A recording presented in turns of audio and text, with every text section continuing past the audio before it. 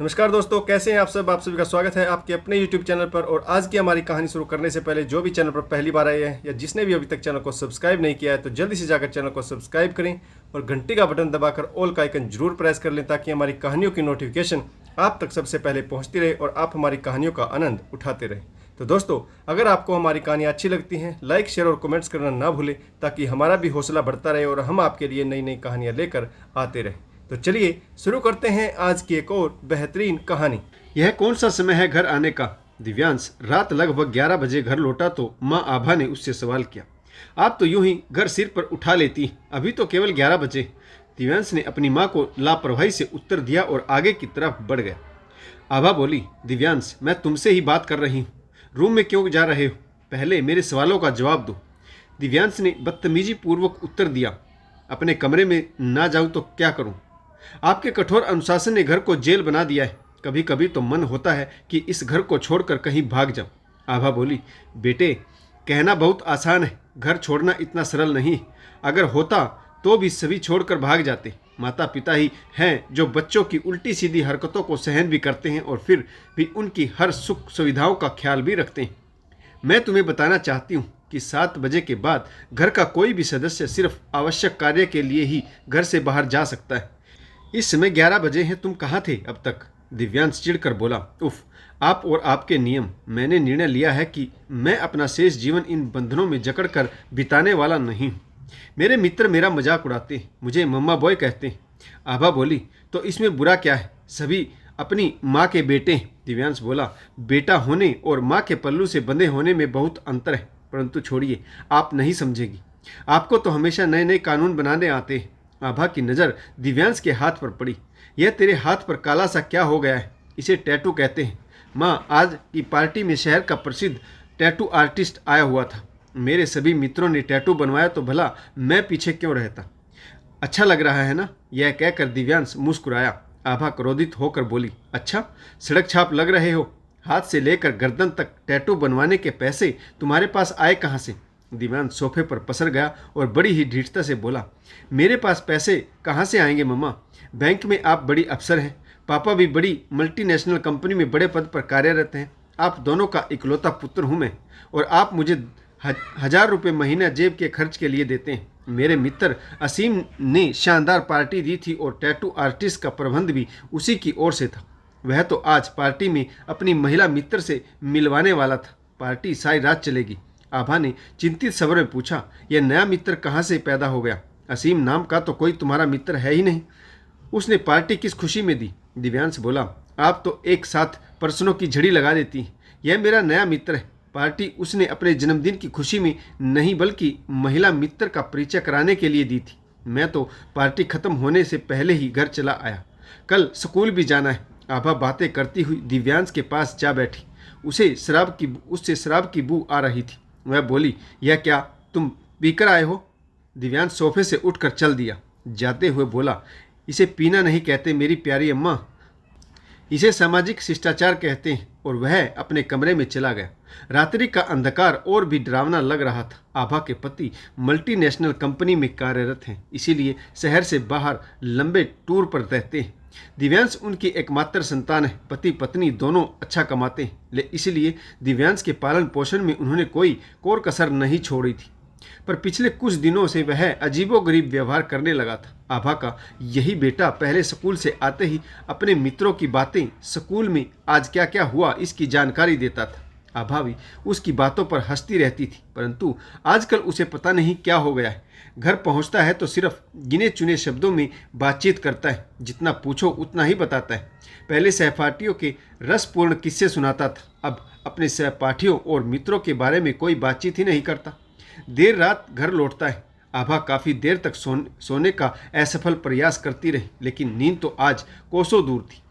मन हल्का करने के लिए उसने अपने पति संदीप को फ़ोन मिलाया। संदीप बोला, हेलो आभा, क्या हुआ? सोई नहीं अभी तक? सब कुशल तो है? आभा ने घुमावदार उत्तर, जिसका बेटा दिव्यांश जैसा हो उसे नींद भला कैसे आ सकती? संदीप ने मजाक किया, क्यों ऐसा क्या कर दिया हमारे लाडले ने जो तुम इतनी बेहाल हो गई कि तुम्हारी नींद उड़ गई? आभा ने पूरी कहानी सुना दी। अपने मित्रों के साथ किसी पार्टी में गया था, कुछ ही देर पहले खा पी कर लौटा है। पीकर अर्थात सचमुच पीकर आया है। मन तो हो रहा था उसके गाल पर 2 थप्पड़ जड़ दूं, परंतु अकेली पड़ गई हूँ। आप तो घर पर रहते नहीं। संदीप बोला, तो तुम क्यों दिल छोटा करती हो? मैं अभी 2-3-4 दिन में ही आ जाऊंगा, सब ठीक कर दूंगा। आभा ने शिकायत की। घर तो आप पहुंचेंगे, लेकिन टिकेंगे कितने दिन? महीने में 7 दिन भी आप घर पर नहीं रहते। संदीप ने फिर से आभा को समझाया, तुम चिंता मत किया करो, दिव्यांश की उम्र ही ऐसी। किशोर अवस्था में थोड़ी बहुत उद्दंडता हर बच्चा दिखाता ही। तुम थोड़ी उदार हो जाओ। आभा बोली, चाहते क्या है आप? रात भर उसे घर से बाहर आवारागर्दी करने दूं? पता भी है, आज पहली बार आपका लाडला पीकर घर आया है। आज बेटा आंख दिखा रहा है, कल को बहू घर से निकाल देगी। जब अपनी परवरिश में ही खोट हो तो किसी दूसरे की बेटी से हम क्या उम्मीद लगा सकते हैं? उसका भविष्य क्या होगा, सोचा भी है आपने? संदीप ने फिर से समझाना चाहा। होता है ऐसा भी, इस आयु में हर बच्चे हर चीज़ चख कर देखना चाहते हैं, ठीक वैसे ही जैसे छोटा बच्चा अनजाने में आग में हाथ डाल देता है। आभा बोली, छोटा बच्चा आग में हाथ डाल देता है और फिर झुलस जाता है, तो आप क्या चाहते हैं कि मैं दिव्यांश को देखती आंखों से इस आग में कूद जाने दूं? भले ही वह जल जाए, उसका जीवन नष्ट हो जाए। संदीप ने शांत करने की कोशिश करते हुए कहा, देखो आभा, संतान को थोड़ी बहुत छूट देनी ही पड़ती है, जिससे वह अपना भला बुरा समझ सके, शत्रु और मित्र में अंतर कर सके। अब तुम सो जाओ, मैं 2 दिन बाद घर पहुंचता हूं, मिल बैठकर इस विषय पर बात करेंगे।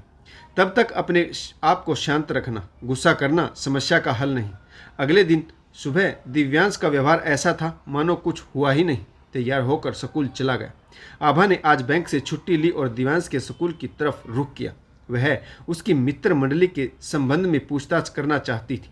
स्कूल पहुंचते ही कक्षा अध्यापक ने शिकायत की, हम तो आपसे कब से संपर्क करने का प्रयत्न कर रहे थे, परंतु आजकल के माता पिता के पास पैसा तो है, परंतु संतान के लिए समय नहीं। आभा ने शिकायत की, क्या कह रहे हैं आप? मैं तो सब काम छोड़कर पेरेंट्स मीटिंग में हमेशा आती हूँ, पर अब पिछले कुछ महीनों से आप पेरेंट्स टीचर की मीटिंग ही बुलाना बंद कर चुके हैं।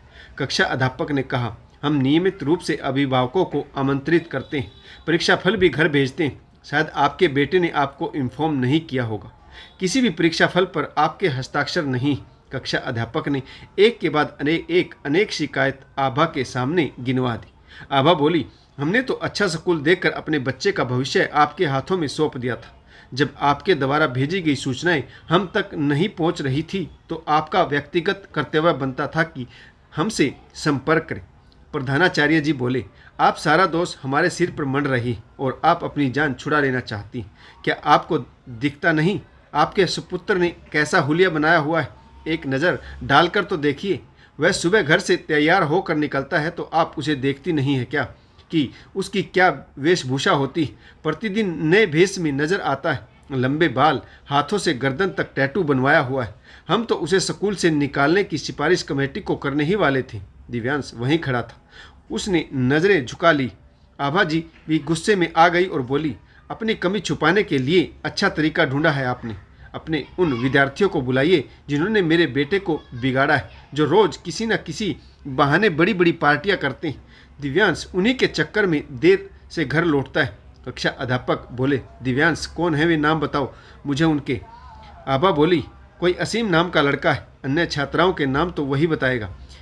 कक्षा अध्यापक बोले, असीम नाम का कोई छात्र स्कूल में नहीं पढ़ता। वैसे भी इंटर के सभी बच्चे पढ़ाई में व्यस्त हैं, अगले महीने एग्जाम है, पार्टी आदि करने का उनके पास समय ही नहीं। आप मेरी क्लास के बच्चों पर व्यर्थ ही इल्ज़ाम लगा रही। दिव्यांश, यह असीम कौन है, तुम बोलते क्यों नहीं? दिव्यांश बोला, यह मेरा फेसबुक मित्र है, मेरे कई सहपाठी भी उसे जानते हैं। आभा हैरान होकर बोली, परंतु मैंने तो तुम्हारा फेसबुक अकाउंट बंद करा दिया था। दिव्यांश बोला, हम सब का स्कूल में अकाउंट है, प्रोजेक्ट करने के बहाने हम इनसे संपर्क में रहते हैं। राज खुलना प्रारंभ हुआ तो परत दर परत खुलता चला गया। असीम और उसके मित्रों की एक मंडली है जो दिव्यांश जैसे धनवान लड़कों को मित्रता के जाल में फंसाती है, फिर उन्हें मजबूर करती है माता पिता को बताए बिना घर से पैसा चोरी करने के लिए। आभा ने सुना तो वह सिर पकड़कर बैठ गई। बैंक में पैसों का लेन देन संभालती है, परंतु यहाँ अपना ही घर नहीं संभाल सकी। प्रधानाचार्य ने आश्वासन दिया, मैडम आप धीरज रखिए, हमें थोड़ा सा समय दीजिए। भूल हमसे भी हुई, अब हम इस समस्या की जड़ तक पहुँच कर रहेंगे। यह हमारे छात्रों के भविष्य का सवाल है और हमारी संस्था के सम्मान का भी। घर पहुंचकर आभा फूट फूट कर रोने लगी। क्या मैं अच्छी मां नहीं बन पाई? क्या पैसा कमाने की दौड़ में हम इतने आगे निकल गए कि हमारा बच्चा ही हमसे पीछे छूट गया? दिव्यांश आभा के कदमों में गिरकर क्षमा मांगते हुए बोला, मां, मुझे माफ़ कर दो। भविष्य में आपको शिकायत का मौका नहीं दूंगा। मुझसे भूल हो गई। आभा रोते हुए बोली, भूल तुमसे नहीं परंतु मुझसे हो गई। मैंने तो तुम्हें सदा कांच के सामान की तरह संभाल कर रखा, फिर भी तुमने यह क्यों किया? अगले दिन संदीप घर लौट आए। सारा विवरण जानकर सन्न रह गए। शीघ्र ही उन्हें पता लग गया था कि असीम और उसके मित्र युवाओं को अपने जाल में फंसाकर नशीली दुआओं तक का आदि का बनाने का काम करते, फिर हर तरीके से उनका फायदा उठाते। दिव्यांश बर्बादी के कितने करीब पहुंच चुका था, यह सोचकर ही दंपत्ति का कलेजा सिहर उठा। आभा भावुक होकर बोली, मेरे बेटे के भविष्य से बढ़कर मेरे लिए कुछ नहीं। मैं अपने बेटे के जीवन को व्यवस्थित करने के लिए लंबी छुट्टी ले लूँगी। आवश्यकता पड़ी तो हमेशा के लिए यह नौकरी छोड़ दूंगी। दिव्यांश बोला, माँ, मुझे माफ़ कर दो। मैं कितना खुशकिस्मत हूँ कि मुझे आप जैसे भविष्य संवारने वाले माता पिता मिले। अब कभी आपको शिकायत का मौका नहीं दूंगा। संदीप बोला, अरे बुद्धू, माता पिता तो गरीब हो या अमीर, अनपढ़ हो या शिक्षित, सदा संतान की भलाई चाहते हैं। संदीप ने फिर से वातावरण को हल्का करते हुए कहा, तुम्हें अपना भविष्य सुरक्षित करना होगा, नहीं तो तुम जानते ही हो कि तुम्हारे लिए तुम्हारी माँ अपना भविष्य दांव पर लगाने को तैयार बैठी। तीनों ठाके लगाकर हंस पड़े। दोस्तों, आपको कहानी कैसी लगी? इस कहानी से आपको क्या सीख मिली और इस कहानी में आपको किस पात्र की भूमिका सबसे अच्छी लगी, यह भी कमेंट्स करके जरूर बताइएगा। आशा करता हूँ कहानी आपको जरूर पसंद आई होगी। अगर आपको हमारी कहानी अच्छी लगे, लाइक शेयर और कमेंट्स करना ना भूलें, ताकि हमारा भी हौसला बढ़ता रहे और हम आपके लिए नई नई कहानियाँ लेकर आते रहें। तो कहानी पढ़ने के लिए आप सभी का बहुत बहुत धन्यवाद। जय हिंद, वंदे मातरम, भारत माता की जय। जय जवान और जय किसान।